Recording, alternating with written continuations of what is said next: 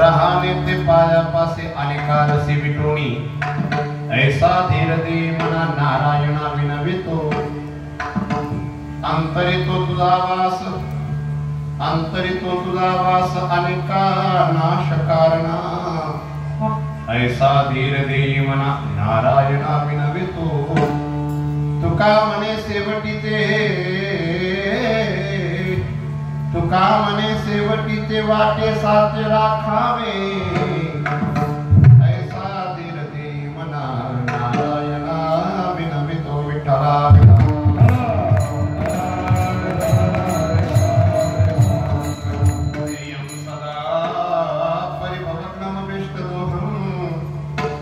तास्पदं शिवपिरन्त्रिमुक्तं शरण्यं प्रत्याद्यं प्रणतपादपवाद्यपूतं वन्दे महापुरुषते चरणारविन्दं योऽन्तः प्रविश्य मम वाचमिमां प्रस्तुताः सञ्जीवयत्यखिलशक्तिधरस्वधाम्ना अन्यांश्चास्तचरणश्रवणत्वगादिं प्राणान् नमो भगवते पुरुषाय तुभ्यं पावनंगातुर्नदमनमनं दुसरे चरणा संतांच्या त्यांच्या कृपादाने कथेचा विस्तार बाबाजी सद्गुरुदास तुकाराम ज्यांचे केले स्मरण होय सकल विद्यांचे अधिकरण तेच म्हणून श्री चरण श्री गुरूंचे ते नमस्कार मी आता ओम नमो ज्ञानेश्वरा करुणा करा दया तुमचा अनुग्रह लादल पावन जात कराचरी नमो सद्गुरु तुकया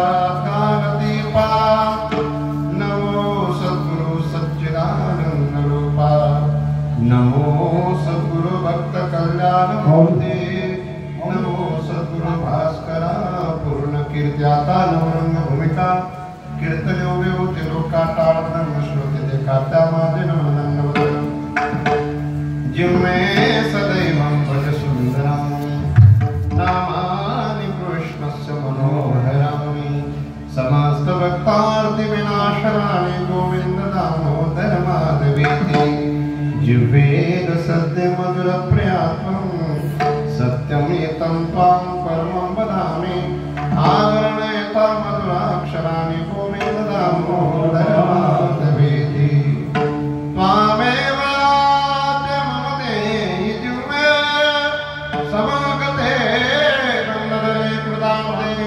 वक्तव्यमेव मधुरं सुभक्तः गोविन्द दामोदर माधवेति श्रीकृष्ण गोविन्द हरे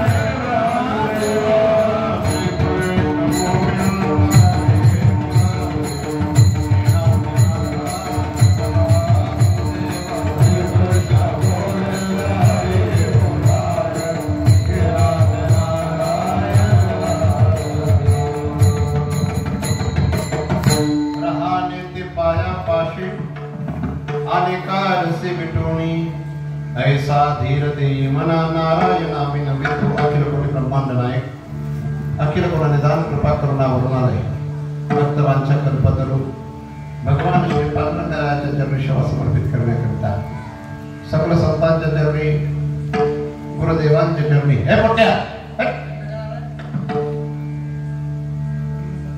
ज्यांचा 52 पुण्यतिथी महोत्सव संपन्न होत आहे असे ब्रह्मलिंग परम पूज्य महेंद्र स्वामी महाराज यांच्या चरणी सर्व भाविक सज्जन माता भगिनींच्या समोर सर्व माझे महात्मा गुणीजनांच्या समवेत 16व्या वर्षाच्या 6व्या दिवसाच्या कीर्तनानिमित्ताने जो अभंग म्हणून दाखवला अभंग जगतवंदने जगद्गुरु श्रीमंत श्री तुकोबा यांचा आहे। या अभंगात 4 चरण आहेत। या अभंगाच्या द्वारा जगद्गुरु तुकोबा आहे नारायणाला विनंती करतायत। विनंतीचा विषय आहे अंतरितो तुझा वास विठला विठला विठला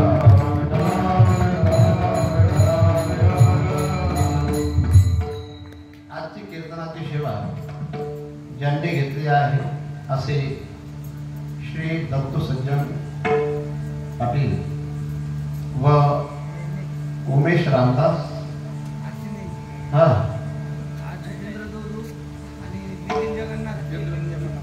नितीन जगन्नाथ उमेश दशरथे महाराज त्यांचंच कीर्तन आहे का?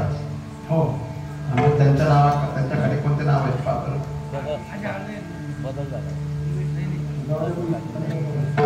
पाहून घेतील आता बाबा म्हणजे परमेश्वर आलेले दशरथे आलेले का परमेश्वर आलेले? दशरथे आलेले. मग दशरथेच्या जागेवर आहे काय कीर्तनकार विठला विठला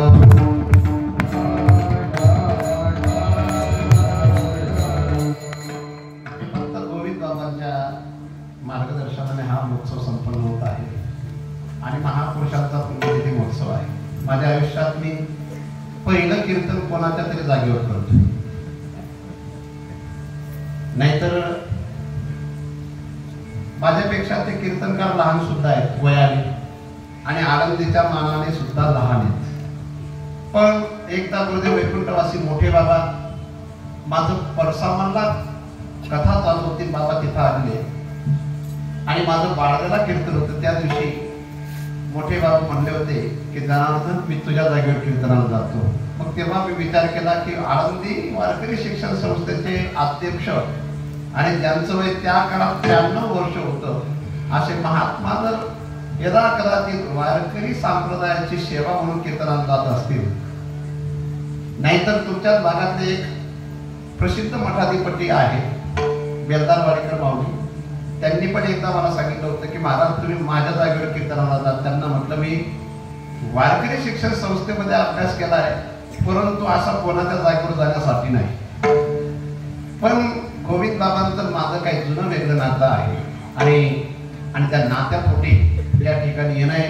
म्हणून आता मला कोणाच्या जागेवर कोणाचं काय आहे, कोणत्या कीर्तनकाराची सेवा कोणी घेतली काही घेणं देणं नाही. कोर्टात आलेला माणूस दादा असतो तसा मी कोर्टात आलेलो आहे. आज मला कोणी काहीच बोलणार नाही कारण जागा भरायला खूप वेळ लागतो. पण इथं मी 4 वेळा कीर्तन केले बाबांच्याच इच्छेने आणि आज्ञेने. म्हणून मी विचार केला या गावाने मला पाहिले आणि मी या गावाला पाहिलेलं आहे. फक्त जे दशरथे महाराजांच्या किंवा परमेश्वर बाबाच्या कीर्तनाच्या निमित्ताने या ठिकाणी कीर्तन ऐकायला आले असतील त्यांना हा देह दिसत असेल, थोडे नाराज झाले असतील तर नाराज होऊ नका.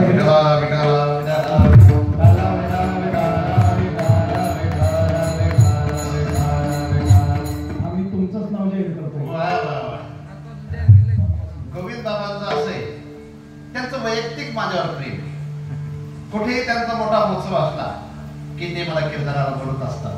आज मला काही लोकांना पाहिल्यावर पुन्हा वाटलं की पिंगळा महाद्वारे हा भंग घेतला पाहिजे होता, पण ती आपण बोली केली पंढरपुरातच कीर्तन करू. आजचा जो अभंग आहे हा तुकोबरायांचा अभंग परिचित त्यांच्यासाठी जे लोक गाथाचं वाचन करत असते, नाहीतर मग जे कधीतरीच गाथा मारण्याच्या निमित्ताने गाथा पाहत असतील त्यांच्या माथ्यात लवकर येणारा अभंग नाही. पण सर्वांनी माझ्यासोबत हा अभंग म्हणावा अशी माझी प्रार्थना आहे. रहाणे ते पायापाशी अनेकारसी विटोनी तुम्हाला सांगतात मला तुमच्या पायाजवळ राहणे. परंतु कसं राहणे, जे रस आहेत दुसरे त्या रसांना विटून राहणे. आणि म्हणून हे नारायणा मी तुला ही प्रार्थना करतोय माझ्या मनाला तू धीर द्यावा. ऐसा धीर दे मना नारायणा विनवितो. आणि अंतःकरणात तुझा वास असावा, हृदयात तुझा वास असावा, अंतरितो तुझा वास असावा. त्याचं कारण आहे जे दुसरे त्रास देतात ज्यांच्यामुळे तू हृदयात येत नाही आणि ज्यांच्यामुळे परमार्थ होत नाही त्यांचा नाश करण्याकरता अनेका नाश कारणां. म्हणून हे नारायणा माझी तुला ही प्रार्थना आहे आणि तू माझी प्रार्थना पूर्ण करशील. कारण याच देहाने जगत पित्याचं दर्शन होतं, याच देहाने पूर्णत्वाला प्राप्त होतो जीव. म्हणून हे माझे शब्द माझी विनंती तू साच करावी अशी प्रार्थना करतात. तुका म्हणे शेवटीचे वाटे साचे राखावे. विठाला विठाला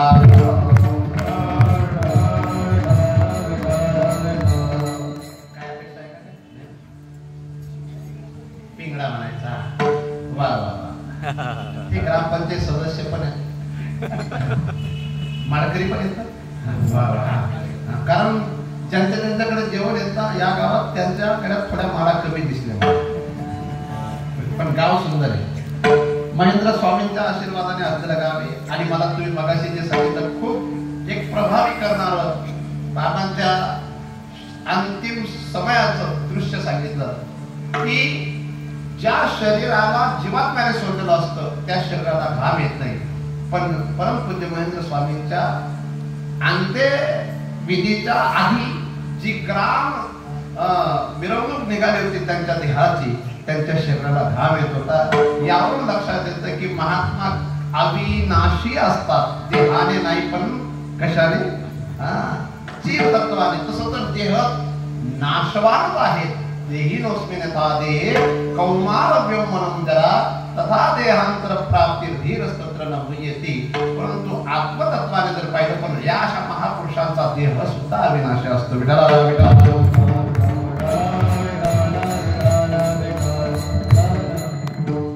तर जगद्गुरु तुकोबाराय कुठेतरी आधार मागताय. ज्याला जीवन जगायचं असेल त्याला कुणाचा तरी आधार असावा. मगाशी गोविंद बाबांचा माझा संवाद सुरू होता आणि बाबा म्हटले की माझी आळंदीला जागा घेण्याची इच्छा होती आणि 1750 स्क्वेअर फूट जागा आळंदीला घेतली गेली. त्यांना पुन्हा संवादाच्या माध्यमातून विचारणा केली गेली तर महात्मा बोलले, बाबा बोलले की महाराज म्हातारपणी अनेक प्रकारचे आजार असतात आणि म्हणून कुठेतरी व्यवस्थित आधार पाहिजे. काय पाहिजे? बाबा सुद्धा आधार घेऊनच जागा घेतली असं म्हणतात. प्रत्येक व्यक्तीच्या जीवनामध्ये आधाराची अपेक्षा असते, पण प्रत्येक व्यक्तीला पाहिजे तो आधार भेटत नाही आणि कायमचा आधार भेटत नाही. जीवनात आधार पाहिजे, पण तो कसा पाहिजे आणि प्रबल आधार पाहिजे. आधारांतरित आधार असलेली माणसं जीवनात पश्चाताप करतात. विठाला विठाला.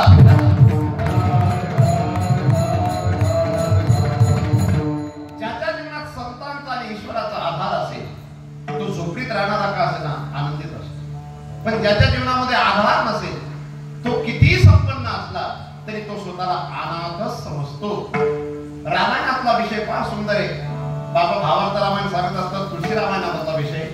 तुळशी रामायणामध्ये विश्वामित्र ऋषी दशरथ महाराजांकडे भगवान रामांना मागायला येतात.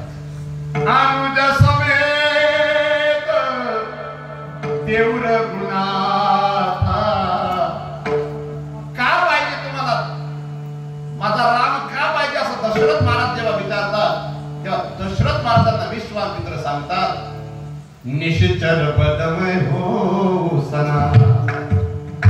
निश्चितांचा वध आणि निसनात होईल. ज्यांना प्रतिसृष्टी निर्माण करण्याचं सामर्थ्य त्यांच्या तपस्येच्या द्वारा प्राप्त आहे असे महापुरुष सुद्धा ईश्वराशिवाय स्वतःला अनाथ समजतात. ज्येष्ठ तुझा पुत्र दशरथा देवी मानला, ज्येष्ठ तुझा पुत्र दशरथा देवी मानला, ज्येष्ठ तुझा पुत्र दशरथा देवी मानला, ज्येष्ठ तुझा पुत्र दशरथा देवी मानला. यज्ञ लक्षणार्थ योग्य तोची सर्वथा, यज्ञ लक्षणार्थ